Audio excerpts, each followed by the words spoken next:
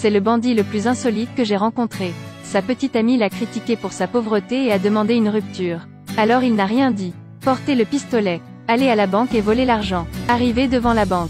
Il s'encourage aussi pour lui-même. Pousser ensuite la porte et entrer.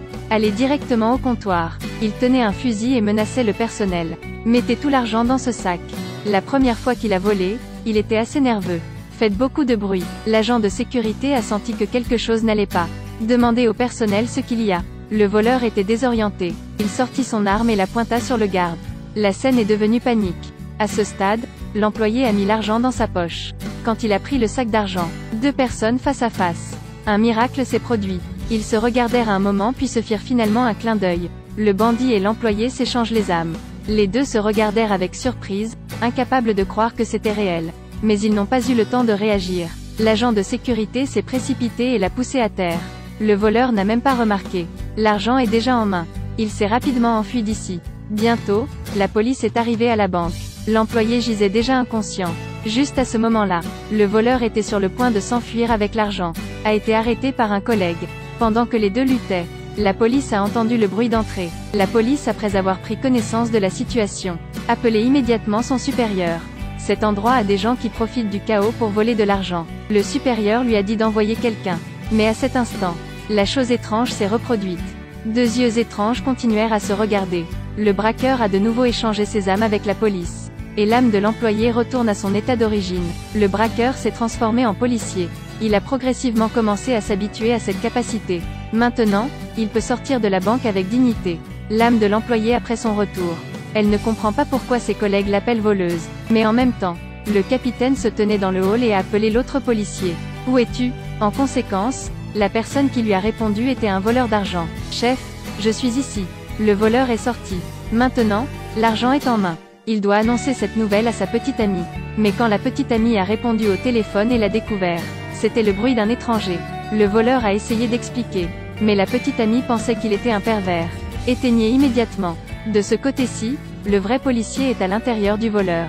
Il a expliqué au capitaine son identité. Mais qui croit la parole d'un voleur?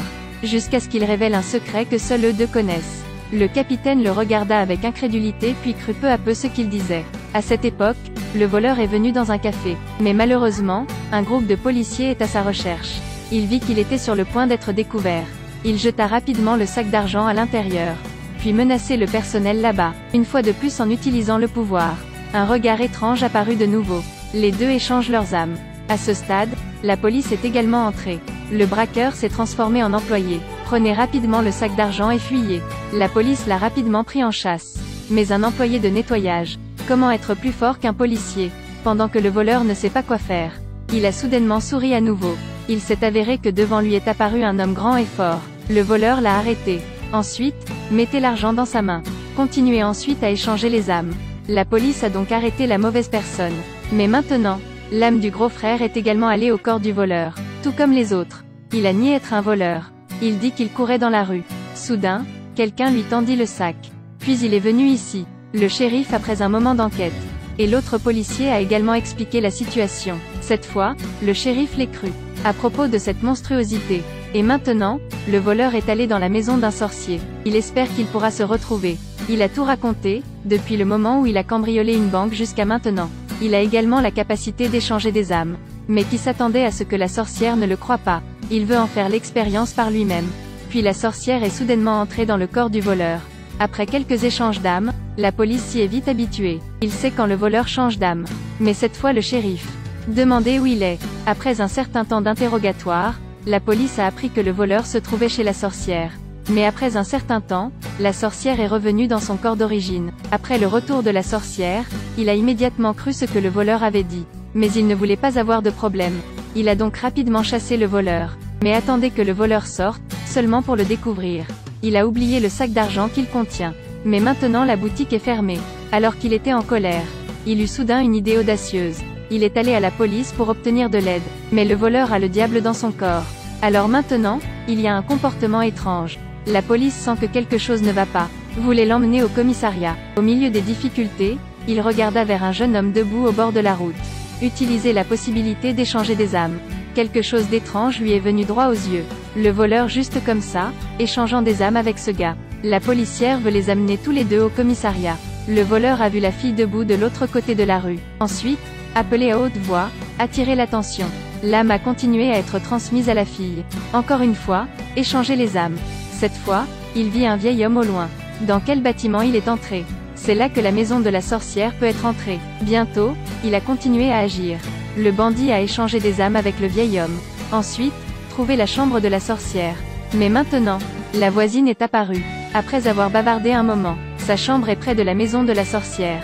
Il était donc sur le point d'échanger des âmes avec elle. Mais cette fois, il a échoué. Les lunettes peuvent bloquer le swapping. Il n'y a pas d'autre moyen que de changer de cible. C'était le garçon debout à côté de lui. Il a échangé avec succès.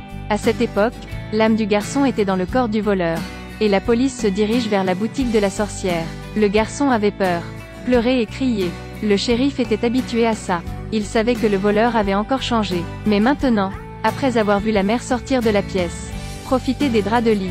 Faufilez-vous dans la boutique de la sorcière. Mais l'argent est introuvable. À ce moment-là, le capitaine a aussi poursuivi ici. Il ordonna au voleur de se rendre rapidement. Rendre le corps du garçon. De cette façon, il y a une chance de réduire la peine. Le voleur savait qu'il s'était retrouvé dans une impasse. Ne peut qu'être d'accord. Il est allé vers le garçon. Ensuite, posez votre main sur son épaule. Mais maintenant, il échange des âmes avec le shérif. Parce qu'il ne veut pas aller en prison. Il veut vivre. Bandit devenu shérif en chef. Il a rapidement sorti son arme. Dirigé le pistolet directement sur son corps. Le garçon qui se tenait à côté de lui avait peur et pleurait. Mais le cri du garçon a détourné l'attention du voleur. Shérif a visé la bonne occasion pour voler l'arme. Les choses ont encore changé. Le shérif a forcé le voleur à lui rendre son corps. Mais quand deux personnes se disputent, une bande de policiers fait irruption. Mais ils ne savent pas qui est le vrai voleur. Ils ne voient que le voleur pointer l'arme sur le shérif. Un moment de chaos. Shérif dans le corps du voleur abattu. Bien que le corps du voleur soit mort. Mais son âme est vivante. Il a décidé d'utiliser l'identité d'un policier pour continuer à être avec sa petite amie.